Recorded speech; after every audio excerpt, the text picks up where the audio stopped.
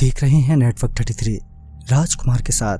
Network 33 की आज की कहानी में आगे बढ़ने से पहले अगर आपने हमारा चैनल अभी तक सब्सक्राइब नहीं किया है तो कर लें और साथ ही बेल आइकन को भी ज़रूर दबाएं। दोस्तों, अगर आपके पास भी ऐसी कोई कहानियां हैं तो हमारे साथ ज़रूर शेयर करें हमारी इंस्टाग्राम आईडी पर। इंस्टाग्राम आईडी है network_33, जिसका लिंक नीचे डिस्क्रिप्शन बॉक्स में दिया गया है।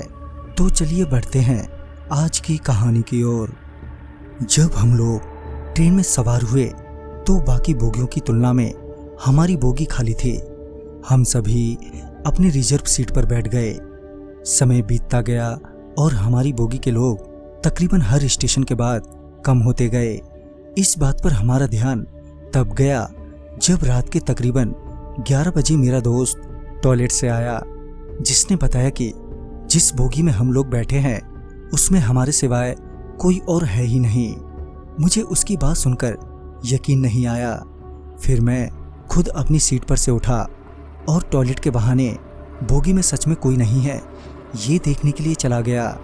टॉयलेट जाते वक्त मुझे बोगी में सच में कोई सवारी नजर नहीं आई, जो कि सच में एक हैरान कर देने वाली बात थी।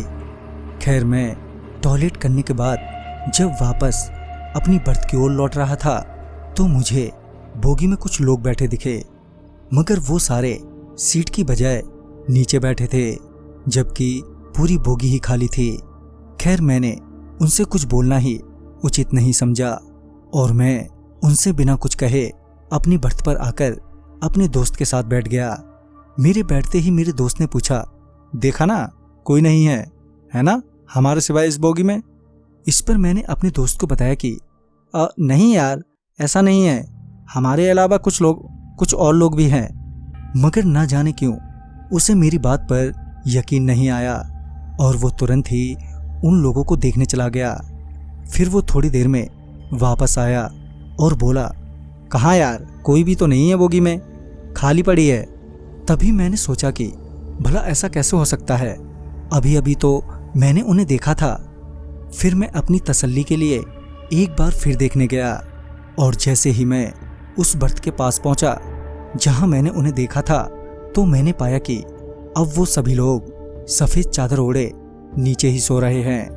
उन्हें वहां देखने के बाद मुझे अपने दोस्त पर बहुत ही गुस्सा आया। मैं वापस आया और बोला, यार अब और मजाक नहीं, बस। ये बोलने के बाद मैं लेट गया। मैं अभी लेटा ही था कि मेरा दोस्त एक बार फिर अपनी बर्थ से उतरा और शायद उन लोगों को देखने चला गया, मगर इस बार वो काफ़ी देर तक नहीं लौटा।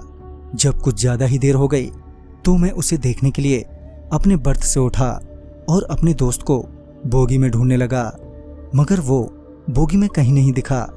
मैंने उसे दूसरी बोगी में भी देखा, मगर वहाँ पर भी वो मुझे कहीं नहीं मिला। इसके बाद मैं घबरा सा गया था। मुझे समझ नहीं आ रहा था कि मुझे क्या करना चाहिए। फिर मुझे लगा कि शायद वो वापस आ गया होगा, तो ये सोचकर मैं वापस अपनी बोगी में आया और अपने बर्थ की ओर बढ़ने लगा। जब मैं अपनी बर्थ की ओर बढ़ रहा था कि तभी मेरी नज़र नीचे सफ़ेद चादर ओढ़े सो रहे उन लोगों पर पड़ी, जो मुझे अब कुछ ज़्यादा लग रहे थे, मानो कोई और भी आ गया हो। खैर, मैंने उस वक्त इतना नहीं सोचा और सीधे अपने बर्थ पर पहुंचा, मगर अभी भी मेरा दोस्त वापस नहीं लौटा था। तभी वहां पर एक टीटी आया और मुझे परेशान देखकर उसने पूछा, क्या बात है। तभी मैंने उसे सारी बात बता दी, बिना ये सोचे कि वो मेरी बातों पर विश्वास करेगा कि नहीं। मेरी बात सुनने के बाद उसने मुझसे कहा कि इस बोगी में तुम्हारे अलावा और कोई नहीं है। मैं इससे पहले कुछ बोलता कि वो टीटी बोला, अपना सामान उठाइए और दूसरी बोगी में चलिए। मैं तो अभी अपने दोस्त को लेकर बेहद परेशान था और टीटी मुझे बोगी चेंज करने के लिए कह रहा था, जो कि मुझे अच्छा नहीं लगा।